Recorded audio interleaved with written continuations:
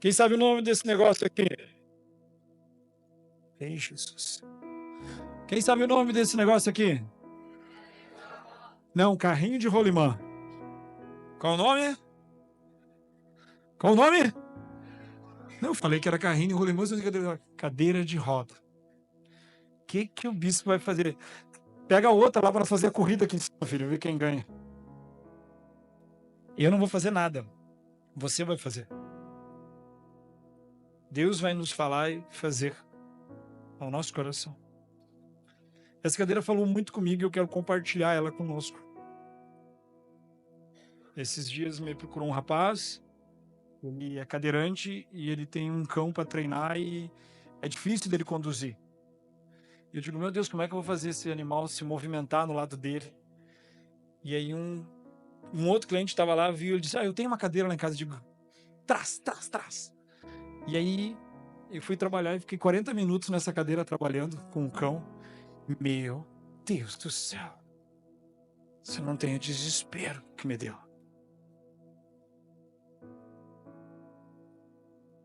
Desespero que me deu sentado 40 minutos na cadeira. Agora eu faço aula de 10 minutos só com o cachorro para não dar desespero. Ele deu. Chega muito tempo nessa cadeira. Mas por que isso? Vamos entender. O que isso aqui simboliza na nossa vida? Tem uma simples cadeira faz nos lembrar e faz nos mostrar.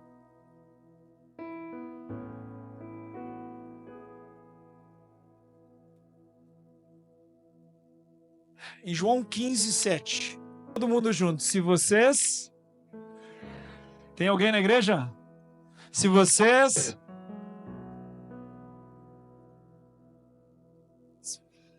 Continue. Diga comigo, minhas palavras. Diga de novo, minhas palavras. Diga comigo, tudo que eu pedi. Olha a palavra, tudo que pedi é muito forte, cara. A palavra, tudo que tu pedir é muito forte. Pai, eu quero isso, eu quero, tudo que eu pedi. Diga comigo, eu preciso me tornar importuno. Você tem uma pessoa chata perto de você? Sim, estou dizendo todos. Diga todos. Vai dizer mas assim, eu quero trazer um chato. Tipo assim, normalmente, lá em casa eu tenho 2 chatos.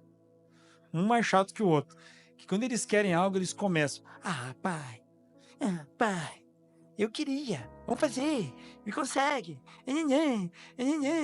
Tipo, eu chego a dizer assim, se tu pedir isso mais uma vez, tu não vai ganhar. Eu tenho que fazer isso, senão ficam importuno, ficam chato me pedindo as coisas. Vai pedir pra tua mãe. Não, pra mãe não.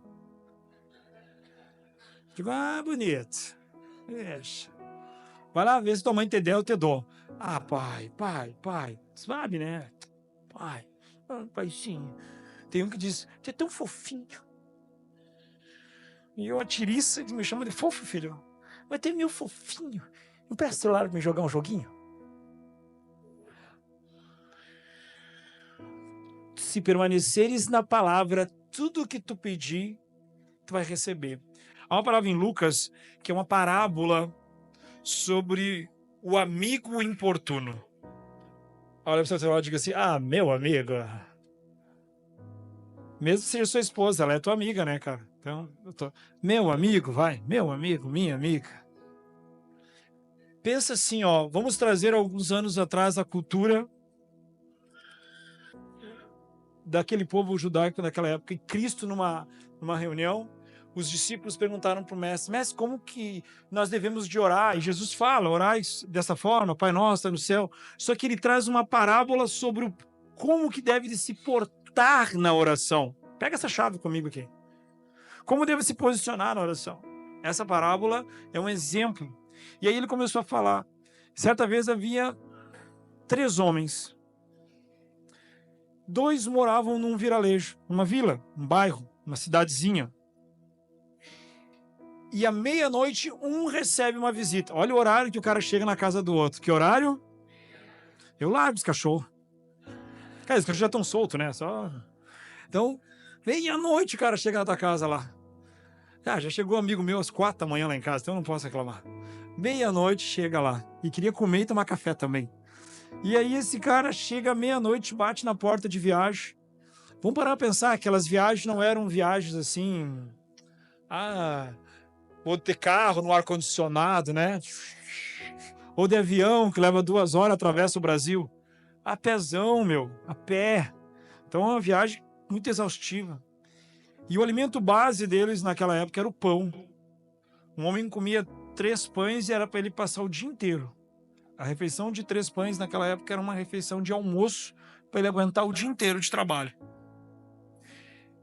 Pobre de mim, só 3 pãozinhos. Ia desmaiar. Aí, sério, vamos bater real hoje, gente. Aí, aquele homem chega no vizinho e bate na porta meia-noite. Cara, eu tô com visita aqui. Um amigo chegou de longe. Me consegue 3 pães. Então, ele queria só para alimentar o amigo. E ó. Me consegue 3 pão. Na porta do vizinho, o vizinho, cara, vai embora, eu tô dormindo, as crianças estão dormindo. Vaza. Eu sei que tu tem, me consegue 3 pão, por favor, eu tô com um cara aqui, é desonroso eu não ter nada para dar para ele na minha casa. Eu não quero que amanhã ele vá embora dizendo, poxa, fui lá, o cara não me deu um pão. Consegue? E naquela época, o que acontecia? As casas eram construídas só uma peça muito grande. E ali era a cozinha e também era o quarto. E tinha só uma porta. Eu vivi essa experiência de ter uma porta com esse tipo de tranca, não sei vocês. Quando eu era criança, na minha criação, a nossa porta era uma porta assim e a tranca era uma tábua que atravessava assim e trancava a porta. Não era com chave.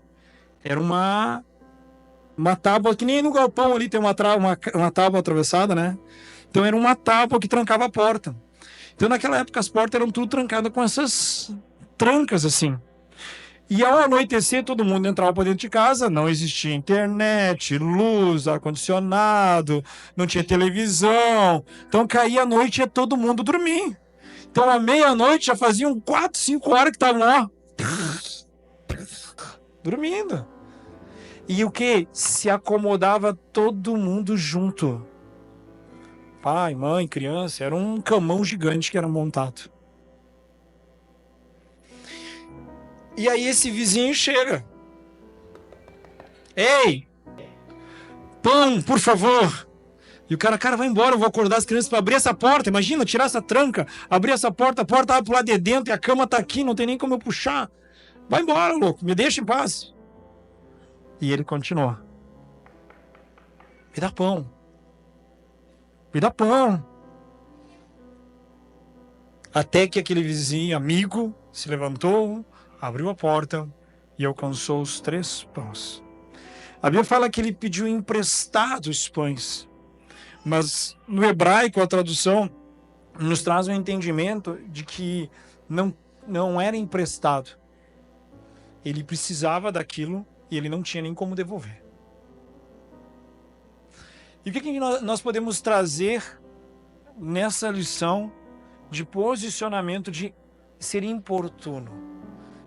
Quando Jesus está trazendo essa parábola, ele traz um exemplo de que o Deus Pai está no céu, sim ou não? Sim ou não? Está olhando, contemplando a sua criação, sentado num trono de glória. E se você não chamar a atenção do Pai, não tem como o Pai te olhar, mesmo ele sabendo do que tu precisa. Todo pai e mãe tem aqui sabe do que o filho precisa.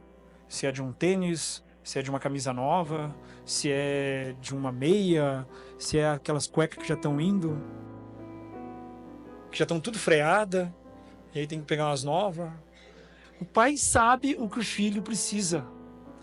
Só que chega um certo nível que o pai começa a deixar para ver o interesse do filho em poder chegar e dizer, bem que eu podia ganhar uma camisa nova, né? Ter um aniversário para ir, ter uma festa assim. E aí o filho começa até a chegar e dizer, eu queria isso, eu queria aquilo. Eu queria, hoje você só sabe me dizer isso, né? Eu quero um celular.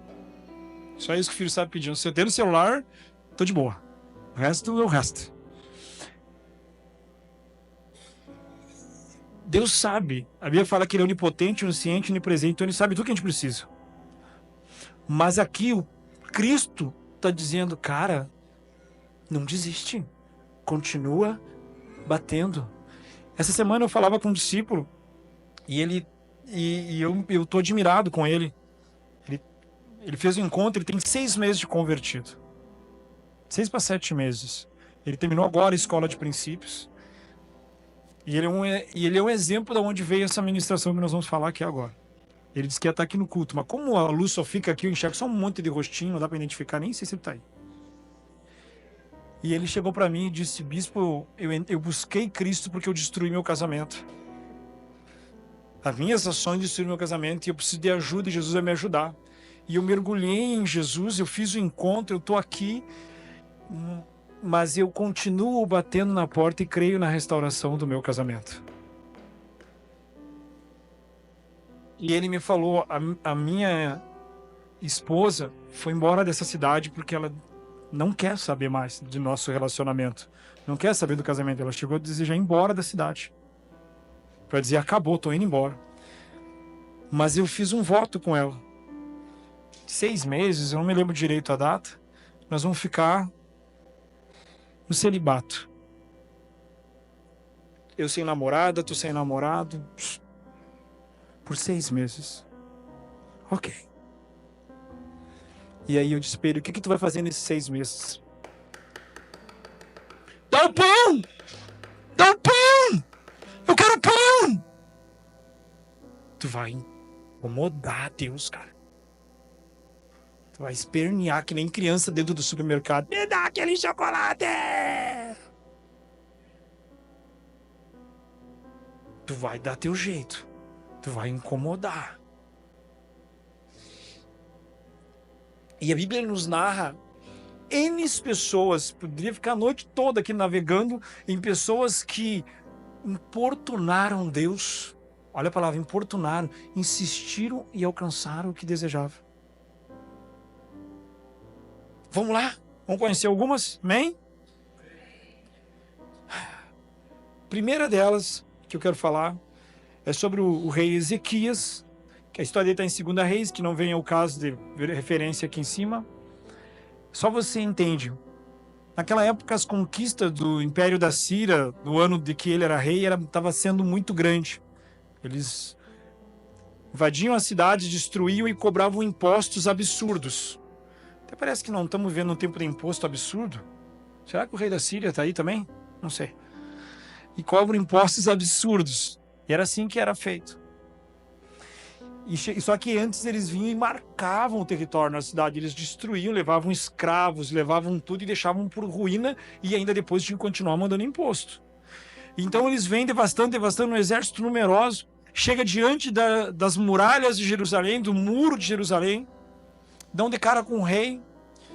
E chamam os oficiais para uma conversa entre oficiais para ver se há um acordo antes de haver a grande batalha. E nessa conversa, os oficiais chegam a dizer assim, olha, vamos conversar. Agora não me lembro o nome, numa língua que só os oficiais conversam para o povo em cima do muro não ouvir o nosso acordo. O povo de Israel estava todo em cima do muro, olhando aquele exército numeroso e os oficiais ali tentando fazer um acordo. E os caras gritam, que conversar o quê? Nós vamos destruir tudo, nós vamos roubar as crianças, as mulheres. Seus filhos vão ser nossos escravos. Nós vamos invadir isso aqui. Houve uma grande ameaça sobre o reino.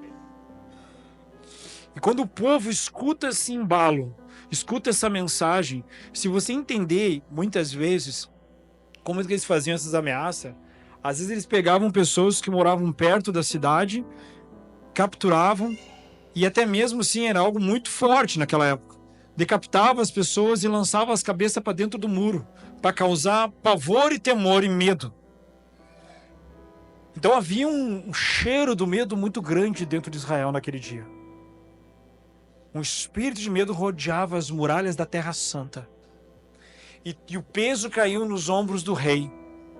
Aí me fala que esse rei, sem ter o que fazer, pegou aquele documento, aquela carta da mensagem, e foi ao templo importunar o Senhor. Quando ele chegou no templo, ele apresenta e chora, rasga as vestes e começa a gritar: Tu é o nosso Deus, só tu pode nos livrar. Só tu pode nos livrar, Deus. Está aqui o documento, está aqui a ameaça que vem contra o teu povo e contra ti. Agora é contigo, nós não temos condições de lutar contra esse exército. Existem coisas na nossa vida, cenários que estão presos. Ei, eu vou ter que arrumar aqui. Cenários que estão presos. E o que acontece com a nossa vida? A gente se acostuma a ficar preso.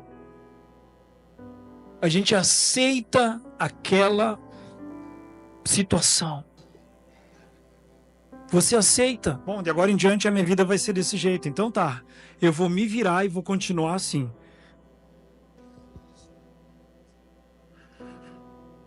Eu vou me virar e vou viver assim. De agora em diante vai ser assim a minha vida. Quando o rei Ezequias apresenta diante de Deus a vida dele, rasga a sua veste e diz: eu não quero mais isso para mim. A Bíblia fala que à noite Deus envia um anjo. E esse anjo faz com que todo o exército do inimigo seja destruído. Outra pessoa na Bíblia que incomodou Deus. Ana. Ana também subia no templo e quero filhos. Quero filho. Quero filho. Todos os anos, Ana ia ao templo. Como toda a família judaica ia, como todo o povo fazia, hebreu, para adorar Deus e remissão dos pecados. Mas a Bíblia fala que ela chorava no altar, porque o que ela queria era filho, ter um filho. E de tanto ela importunar, ao ponto que o profeta olha e vê aquela mulher fazendo o quê? Um escândalo. Por isso que se perguntaram para mim se eu danço na igreja. Com certeza. Eu danço, eu não tô nem pra ti, porque eu danço para Deus. Eu quero que Deus olhe e me diz: ó, esse meu louquinho aqui, ó. Chama a atenção dele. Aí ele não olha para ti, olha para mim. Ganhei a benção eu. Vai me dizer que alguém que chama mais atenção, tu não acaba se concentrando e olhando para aquela pessoa. Parece, seu exibido quer me chamar minha atenção, né? Papai. Aí então Ana, ao profeta olhar e dizer: mulher, tu tá embriagada. Tu vem na casa do pai embriagada desse jeito. Sem controle nenhum, porque a embriaguez te deixa sem controle. Então a postura que aquela mulher tinha era sem controle. Então sem controle nenhum. Tu tá aqui sem controle nenhum, jogada aqui.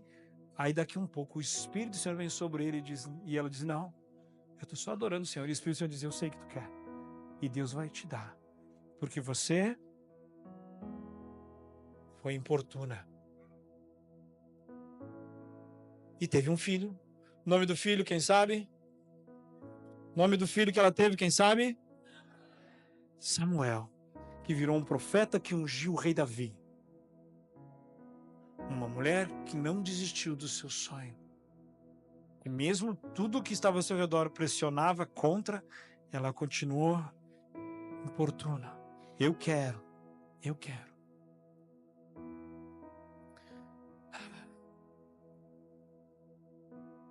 Ficou,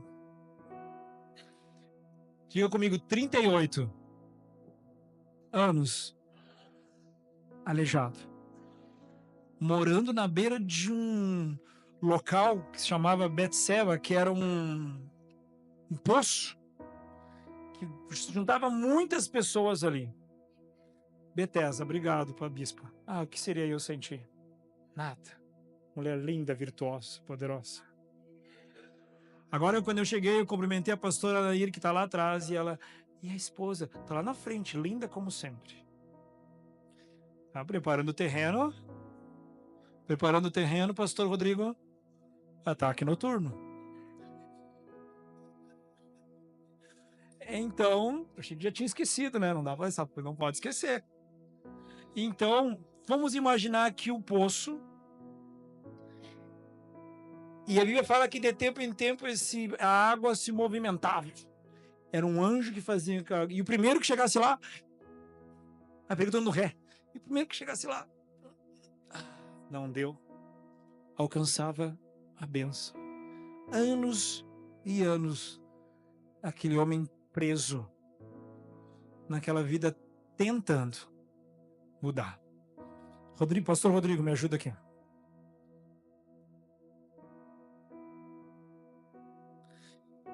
Vem caminhando de lá, faz favor. O poço tá aqui, tá, Rodrigo? Vem caminhando de lá. Então chega perto daquele homem, certo dia, mais pertinho, alguém cheio de compaixão. Aquele homem olha, até barbudinho que nem Jesus, ó. E diz, hã? E Jesus, o que tu faz aí? O que tu queres? Poxa, tu chegava um aleijado e perguntar num lugar que é de milagre, o que ele quer? Ele diz, eu quero um videogame. Quero um celular top da moda. Não, eu quero uma cadeira de roda agora com controle remoto. O que ele queria? O pai sabe o que tu quer. Diga comigo, o pai sabe o que eu preciso. Mas ele quer que ouvir da tua boca. O pai quer que você importune ele, bata, incomode ele. Eu quero, papai. Eu tô aqui, olha para mim, eu quero, eu não vou desistir. Mesmo eu não merecendo, dentro da minha consciência, que o inimigo às vezes diz que eu não mereço, mas eu quero.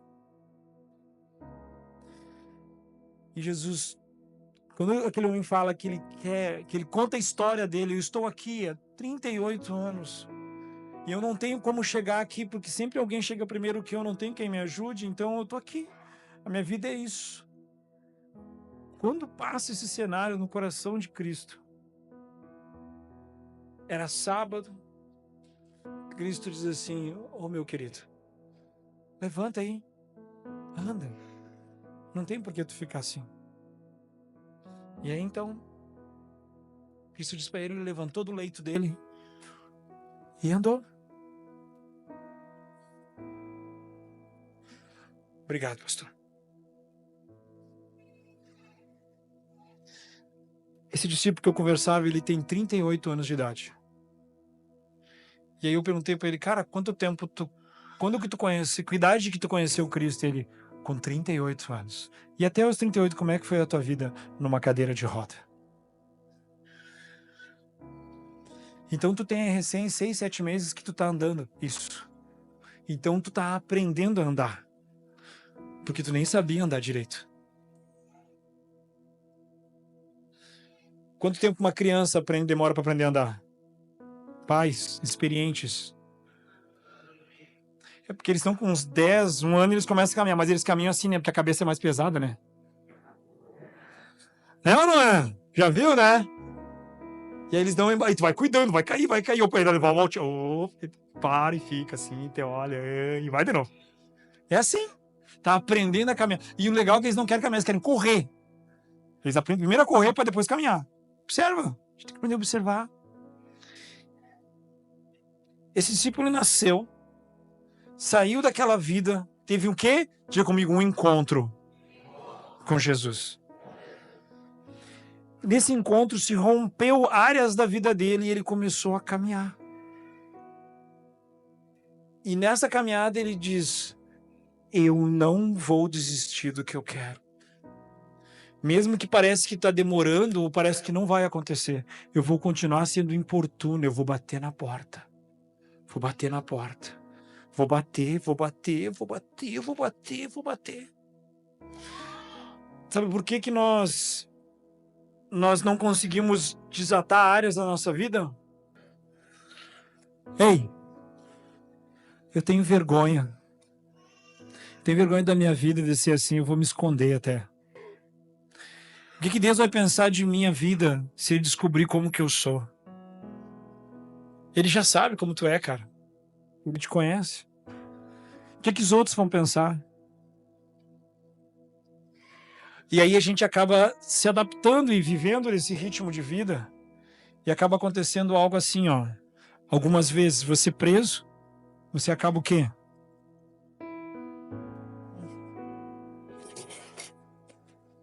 Caindo.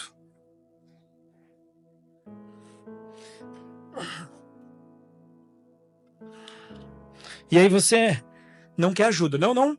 Ninguém me ajuda aqui. Eu consigo. Não, não. Já tô acostumado. É normal.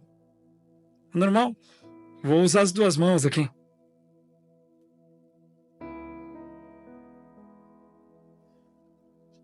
Já tô dando.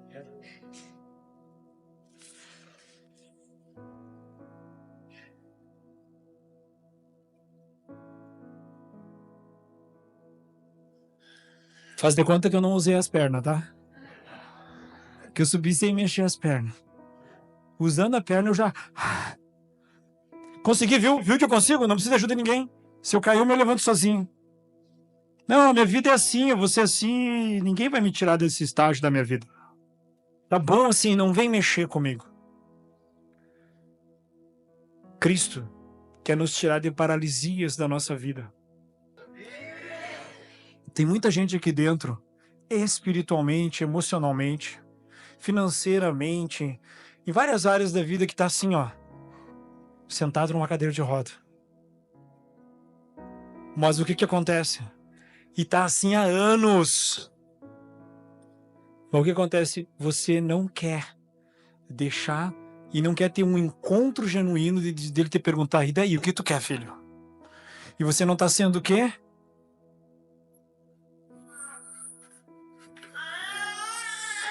Você não tá sendo isso aqui, ó. O que que é isso? Não ouvi. Insistente, importuno. Você tá preso no momento. Tá preso. A libertação na nossa vida é um processo. O primeiro passo é identificar que tô numa cadeira de roda em alguma área na minha vida. Eu já vi muitos aleijados físicos caminharem e serem curados por Cristo. Eu estava num congresso na Unção Apostólica em Manaus e depois que acabou, veio um pregador ministrar de fora, que agora não me lembro o nome dele. Ele ministrou, era 1000 apóstolos sendo ungidos.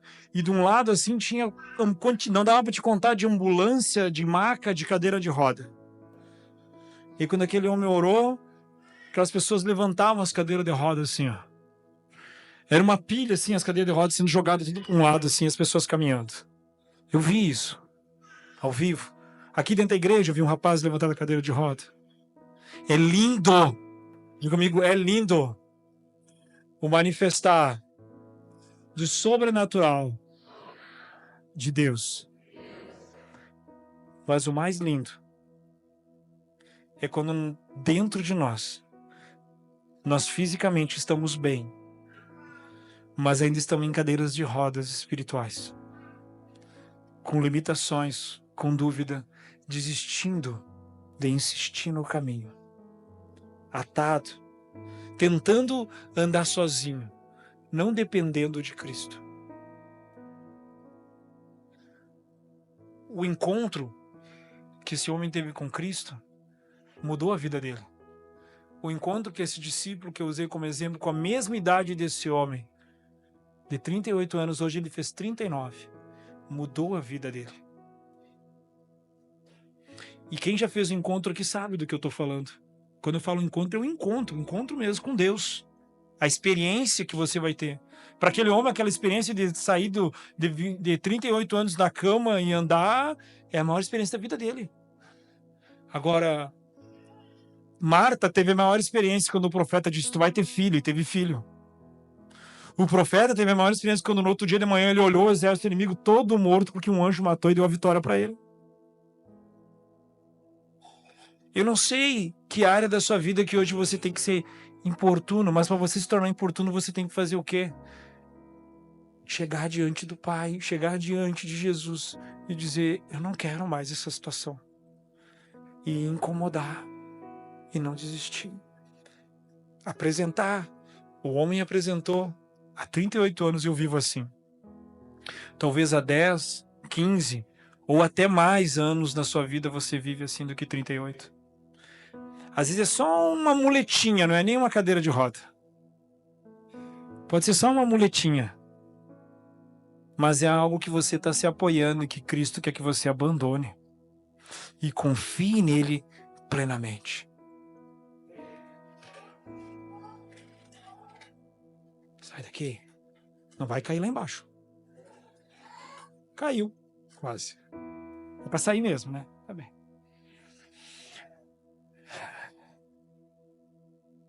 Tem pessoas que têm vergonha de saber de pedir as coisas pro Pai.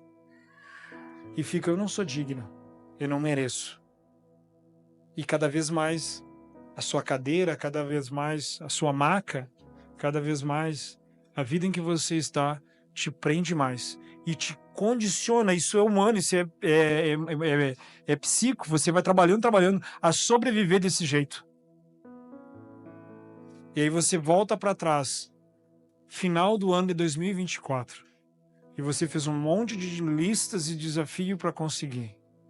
Ó, todos os dias. Insistir todos os dias. Todos os dias. Vencer o medo, vencer a dúvida, vencer a preguiça, vencer o comodismo, vencer a rotina. Acreditar que o Pai ouve o teu clamor. É o mesmo ontem, hoje, vai ser o sempre o mesmo amanhã. Como tem sido a sua postura diante da sua vida, diante do cenário dos seus filhos? Ah, meu filho vai ser isso aí, eu desisto. Não! A minha vida vai ser assim, eu desisto. Não, não faça isso! Busque ajuda. Abra seu coração. Diga, eu estou preso na cadeira de roda em tal área aqui, ó. Ora por mim, me ajuda. Me dá uma orientação de como eu sair disso. Jesus, Jesus, me ajuda, Espírito Santo, me ajuda! O importuno, o incômodo, a insistência. Dentro do que? Se você permanecer em mim e as minhas palavras, diga comigo palavras. Permanecer em vocês pedirão. Se o que tu pedir tá aqui dentro, tu vai receber. Acabou. É a palavra dele. Agora, se você permanecer, o que é permanecer? É buscar viver. É buscar viver. É sair e buscar viver. E isso é um processo. Viver com Jesus é um processo. Eu vou te falar. Essa semana eu estou lutando para sair de cadeira de roda. O senhor bispo, eu estou lutando para sair de uma cadeira de roda. Eu identifiquei uma cadeira de roda na minha vida. E eu tô assim, ó. E ela tá que nem chiclete, grudado. Tô lutando. Mas o que eu vou fazer? Eu vou desistir? Você vai desistir? O que você vai fazer? Vai lutar. Vai lutar. Vai insistir. Vai permanecer. Quando você menos espera, você vai dizer, ué, cadê a cadeira? O que aconteceu? Uau! As mensagens não podem te paralisar. Palavras não podem te paralisar. A situação de mensagem que chegou no coração de Ezequiel, dizendo que do rei Ezequias, que ele não ia ser profeta, que ele não ia ter vitória nessa batalha, ele não paralisou, chegou diante de Deus. A situação de Ana, que não poderia ter filhos, ela não paralisou, ela chegou e clamou até conseguir. Se alguém te oportunar dentro de um projeto que você está fazendo, não deixa de ser no teu coração. Coloca diante de Deus. Em Provérbios fala assim, apresenta diante do Pai todos os teus projetos e Ele dirá que sim ou que não. Não são os homens que dizem seu destino. É o seu Criador que diz o seu destino.